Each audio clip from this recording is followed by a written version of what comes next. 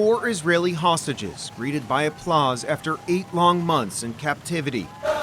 Their return prompting celebrations in the streets and emotional reunions between families. The 4 hostages identified as Almog Meir John, Andrei Koslof, Shlomi Ziv, and Noah Argamani. All of them taken by Hamas on October 7th while attending the Nova Music Festival in southern Israel. On Saturday, Israeli Prime Minister Benjamin Netanyahu visited with all 4 hostages, including with Argamani, who became a symbol of the October 7th attacks after a video emerged showing her pleading with Hamas militants to let her go before she was taken away on a motorbike.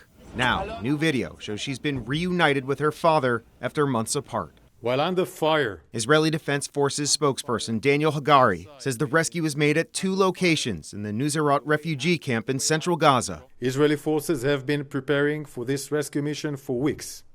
They underwent intensive training. They risked their lives to save the lives of our hostages. Speaking in France, President Joe Biden celebrated the return of these hostages. We won't stop working until all the hostages come home and a ceasefire is reached. That is essential to happen. The rescue came as heavy shelling and artillery fire continued in central Gaza with deadly consequences. A spokesperson at the Al-Aqsa hospital says over 100 people have been killed as a result of Israeli operations. And as we now mark more than 8 months of war, negotiations over a possible ceasefire deal continue. Next week, Secretary of State Antony Blinken will be heading to multiple Middle East countries, including Israel, where he's expected to try and raise support for a ceasefire deal that was unveiled by President Joe Biden last week.